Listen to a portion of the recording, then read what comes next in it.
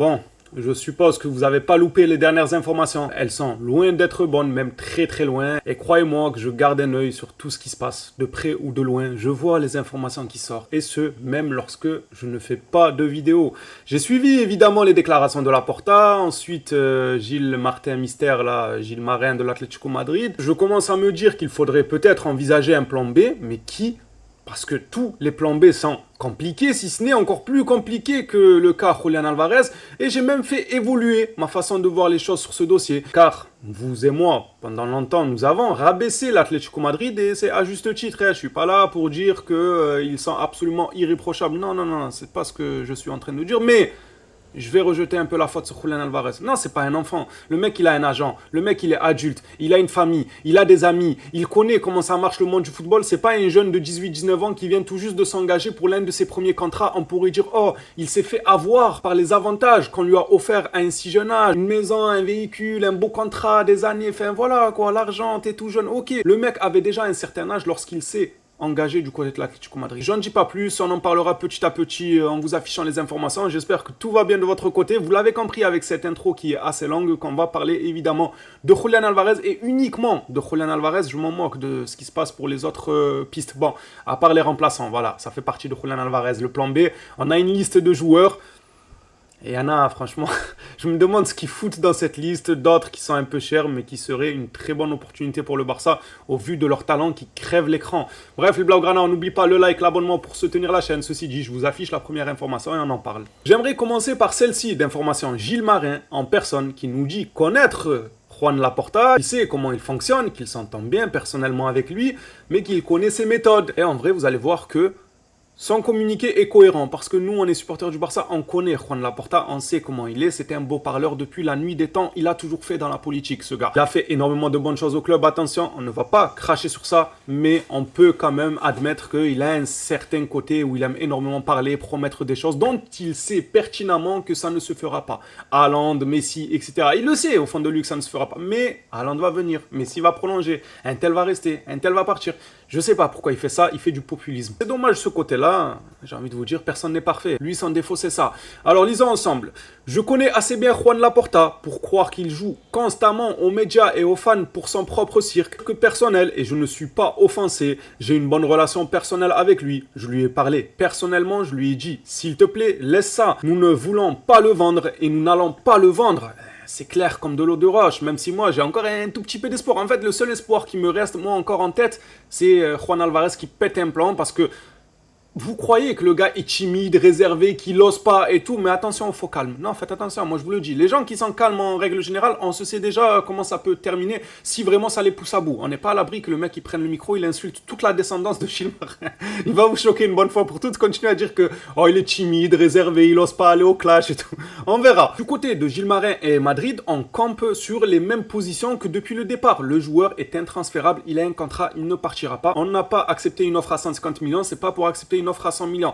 Enfin bref, continuons ensemble. Donc il lui dit laisse ça, nous ne voulons pas le vendre et nous n'allons pas le vendre. Arrêtez d'insister. Mais Laporta maintient cette situation en vie parce que en partie il l'apprécie. Il est frivole et maintenant c'est quoi? Ça utilise des termes de fou. C'est un écrivain ou quoi? Il est frivole de quoi? C'est quoi? C'est un vol gratuit, frivole. Commencez pas. Déjà que le dossier il est assez compliqué comme ça, s'il vous plaît, n'utilisez pas des termes complexes comme ça. En plus de ça, je suis pas le dernier de la classe en termes de vocabulaire. Je vous promets que ça va. Je me débrouille plutôt bien.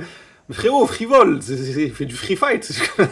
Bon, frivole, c'est pas grave, il est frivole. Bon, certainement qu'il doit aimer, ou je sais pas. Alors là, il est friand. Je pense que ça doit ressembler c'est bon, il y a free dedans. Il est friand de cette situation. Il aime ça, Laporta. Et c'est vrai, ce qu'il nous dit, Gilles Marin, là. Laporta, il aime trop ce genre de situation où il se présente en tant que sauveur en nous vendant du rêve, alors qu'il sait pertinemment que ouais, ça va être compliqué. Est-ce que lorsqu'il se regarde dans un miroir, il se dit...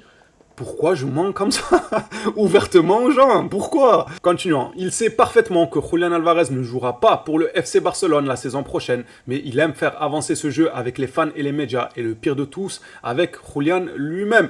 Maintenant, toi, t'es pas irréprochable. Pour casser le rêve de quelqu'un, on l'a tous dit que ça ne se faisait pas. Ça, c'est ce que j'avançais depuis le début de cet été. Je disais que l'Atlético était un club de méchants, ils veulent pas le laisser réaliser son rêve et tout.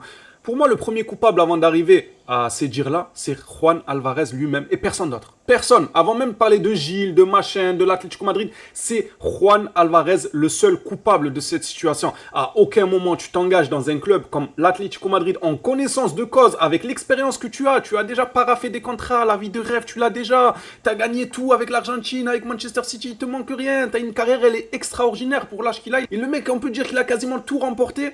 Tu t'engages dans un club comme l'Atlético Madrid, tu le sais, pourtant tu regardes le foot comme nous, j'imagine. Tu sais que c'est un club qui gagne un trophée tous les 10 ans. On est d'accord.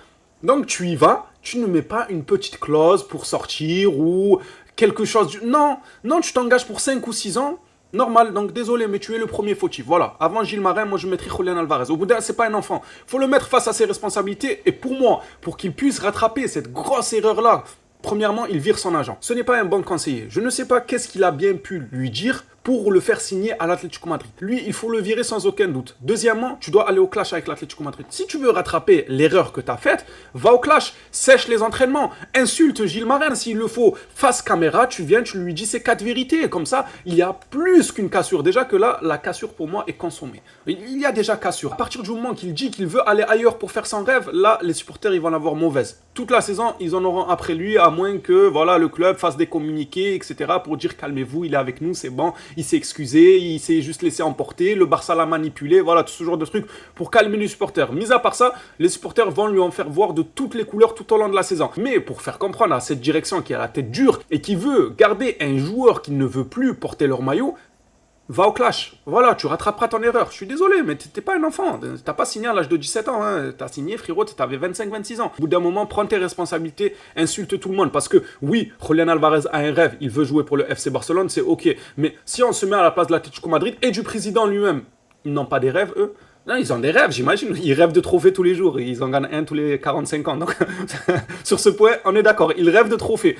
Comment tu peux gagner des trophées? En ayant des joueurs comme Julián Alvarez. Le mec, il est bon à la construction, à la finition, tu peux l'utiliser à des postes différents. C'est un élément clé sur le chemin des trophées. À partir de là, si on se mettait le temps d'un instant à leur place, on comprendrait que eux aussi ils ont des rêves et pour réaliser les rêves, ils ont besoin de Julián Alvarez, qu'ils ont payé, qu'ils ont offert un contrat avec le risque que ça comprend. Si le joueur se pète, tu le payes pendant 5-6 ans sans qu'il puisse jouer. Et j'en passe de toutes les clauses qu'il doit y avoir dans ce milieu-là. Enfin voilà, eux ils ont des rêves. Donc est-ce qu'on pourrait dire que c'est eux les premiers coupables? Non, c'est les deuxièmes coupables parce que vas-y.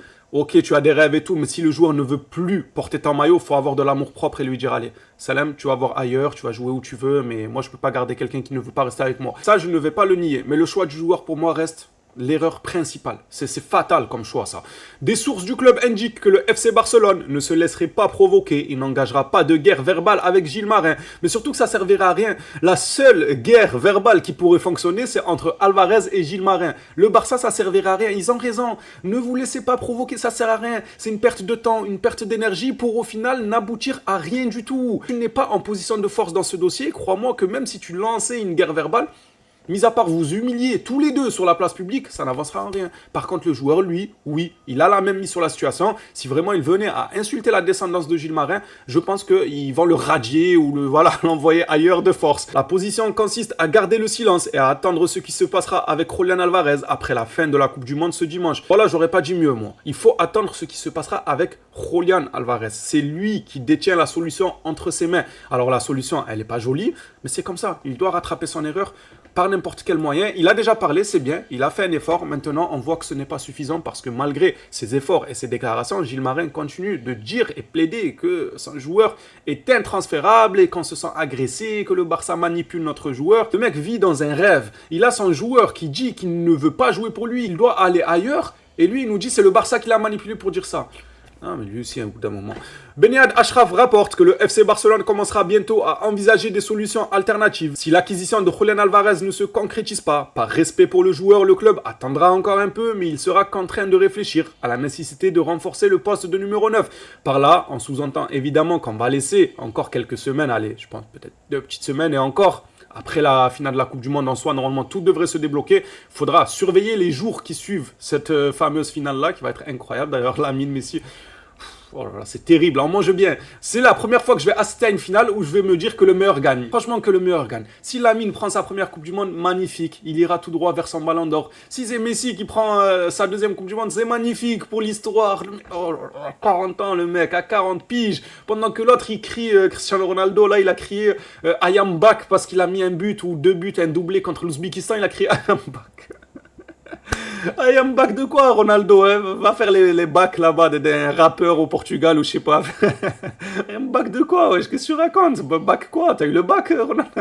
Qu'est-ce qu'il raconte, purée, vas-y. L'autre à 40 ans, il est en finale. L'autre à 40 ans, il est en finale. Meilleur buteur de la compétition en 4 ou 5 passes.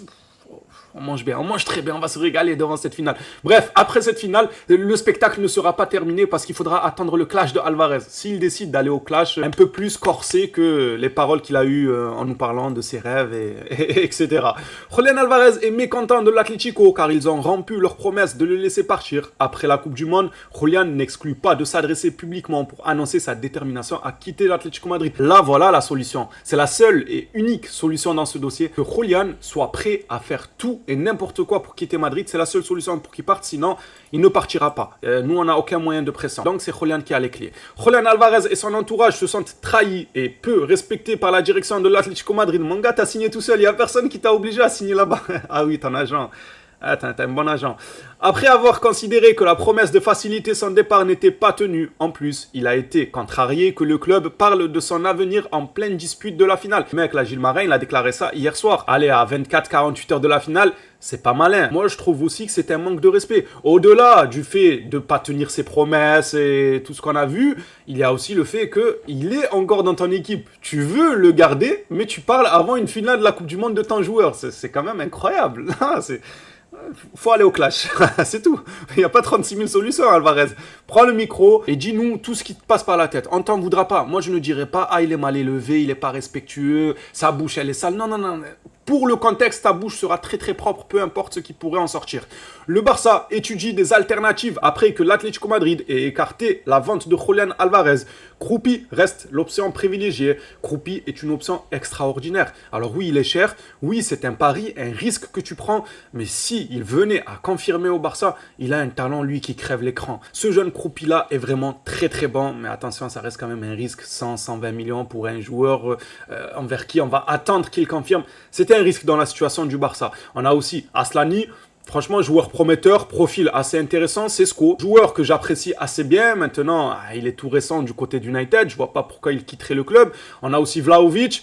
Lui, ça peut être intéressant dans la mesure où il viendrait pour dépanner gratuitement, sans indemnité de transfert. Bon, son salaire, il risque d'être quand même élevé ou la clause à la signature, mais quand même, tu ne dois rien à son club actuel. Enfin, son club actuel, en soi, il négocie encore pour prolonger, mais il n'a toujours pas prolongé. Il est un peu libre, quoi. Duran, lui, il a signé, donc il n'est plus dans les tablettes du FC Barcelone.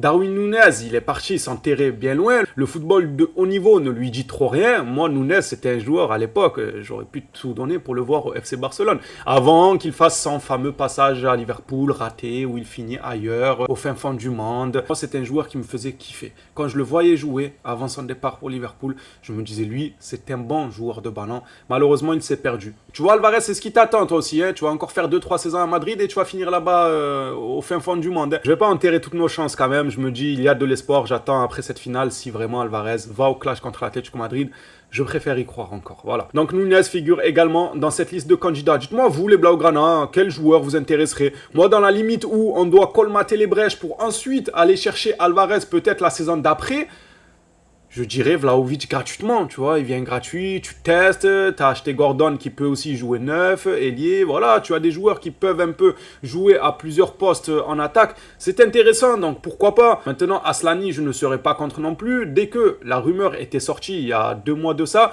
je trouvais que c'était un profil intéressant. Je disais quand même que ce n'était pas suffisant, que si on me parlait d'un Aslani ou Julián Alvarez, il n'y avait aucun doute que c'était Julián Alvarez.